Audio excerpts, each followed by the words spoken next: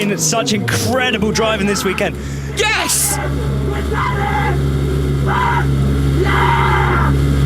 То, что происходило в машине, для многих ведь осталось за кадром. Вот не все поняли, не все услышали. Вот хочется узнать, о чем вы там кричали, о чем были ваши эмоции? Да, мы это сделали.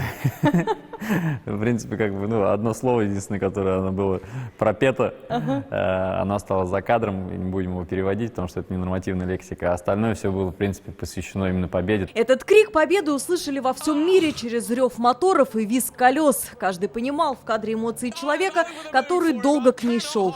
Госпожа Удача чуть не ускользнула, как в 2016-м, когда спустилась шина. На этот раз злую шутку могли сыграть недостающие килограммы. И я всегда рассчитывал, что я буду весить с экипировкой, со шлемом, со всем остальным, буду весить 78 килограммов. А когда я стал на весы, я увидел цифру 74, я понял, что во мне не хватает 4 килограммов. На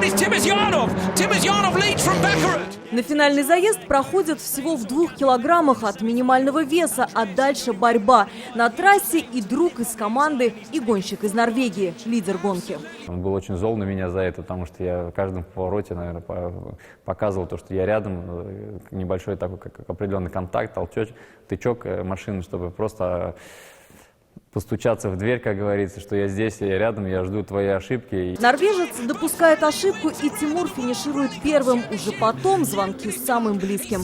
Спортсмен не скрывает, переживали все. Его победу не смог увидеть лишь любимый дедушка. Когда вспоминаю деда, у меня всегда наворачиваются слезы, потому что это был человек, который болел за меня, болел искренне. В его родном клубе стеллажи кубков и медалей, 2 из них особые. Это кубок Финляндии. Этап был заключительный этап 2012 года, когда я стал чемпионом Европы.